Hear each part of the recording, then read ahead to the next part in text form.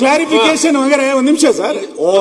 ಎಲೆ ಚುಕ್ಕಿ ರೋಗಕ್ಕೆ 62 ಕೋಟಿ ರೂಪಾಯಿಯನ್ನ ಸರ್ಕಾರ ಕೊಟ್ಟು ನೀವು 5.25 ಕೋಟಿ ರೂಪಾಯಿ ಖರ್ಚಾಗಿದೆ ಅಂತಂದ್ರೆ ಇನ್ನು 57 ಕೋಟಿ ರೂಪಾಯಿ ಖರ್ಚಾಗಿಲ್ಲ ಅನ್ನೋದನ್ನ ಒಪ್ಕೊಂಡ್ರೆ ನಂದೇನು ಅಬ್ಜೆಕ್ಷನ್ ಇಲ್ಲ. ನೀವು ಅದನ್ನು ಸ್ಪಷ್ಟ ಮಾಡಲ್ಲ. ಒಟ್ಟು ರಾಜ್ಯದಲ್ಲಿ ಎಷ್ಟು ಸಾವಿರ ಜನ ರೈತರು ಎಲೆ ಚುಕ್ಕಿಗೆ ಒಳಗಾಗಿದ್ದಾರೆ ಅನ್ನುವಂತ ಸರ್ಕಾರ ಹತ್ರ ರಿಪೋರ್ಟ್ ಇಲ್ಲ ಅಂತಂದ್ರೆ ಏನ್ ಕೇಳಬೇಕು? 16,000 ಜನರಿಗೆ ಮಾತ್ರ ನೀವು ಪರಿಹಾರ ಕೊಟ್ಟಿರೋದು. ಬರೀ ಉತ್ತರ ಕನ್ನಡ ಜಿಲ್ಲೆನಲ್ಲೇ 22,000 ಇದೆ ನಿಮ್ ಪಟ್ಟಿನಲ್ಲಿ. ಎಷ್ಟು ಜನರಿಗೆ ತುತ್ತಾಗಿದ್ದಾರೆ ಹೇಳಿ ಸರ್. ಯಾಕೆ ಉಳಿದವರಿಗೆ ಯಾಕೆ ಕೊಟ್ಟಿಲ್ಲ ಅಂತ ಹೇಳಿ. ಅದಕ್ಕೆ ಅವಾಗಲೇ ಹೇಳಿದ್ದು ಈ ಸರ್ಕಾರಕ್ಕೆ ಸುಳ್ಳು ಚುಕ್ಕೆ ರೋಗ ಶುರುವಾಗಿದೆ ಅಂತ. ನೀವು ಹೇಳ್ತಿರೋದು 5.25 ಕೋಟಿ ರೂಪಾಯಿ ಮಾತ್ರ ಬಿಡುಗಡೆ ಆಗಿದೆ ಅಂತ. ಒಟ್ಟು ಎಷ್ಟು ಜನ ತುತ್ತಾಗಿರಲು ನೀವು ಹೇಳಿರೋದು 16,866 ಜನರಿಗೆ ನಾವು ಕೊಟ್ಟಿದೀವಿ ಅಂತ. ಇನ್ನು ಎಷ್ಟು ಜನರಿಗೆ ಕೊಡ್ಲಿಕ್ಕೆ ಬಾಕಿ ಇದೆ? ಉತ್ತರ ಕನ್ನಡ ಜಿಲ್ಲೆನಲ್ಲೇ 22,167 ಜನ ಇದ್ದಾರೆ.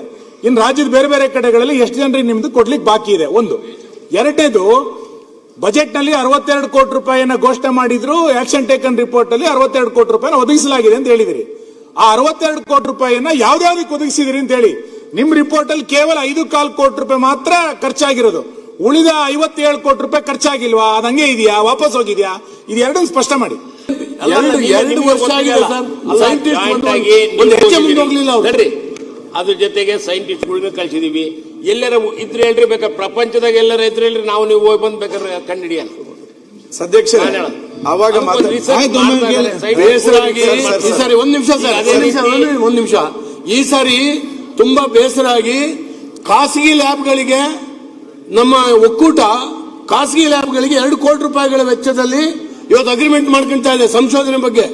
ಎಲೆ ಚುಕ್ಕೆ ರೋಗಕ್ಕೆ ನಿಮ್ಮನ್ನ ನಂಬ್ಕೊಂಡು ಕೂತ್ಕೊಂಡ್ರೆ ಯೂನಿವರ್ಸಿಟಿ ತಲೆ ಮೇಲೆ ಚಪ್ರಿ ಹೇಳಿ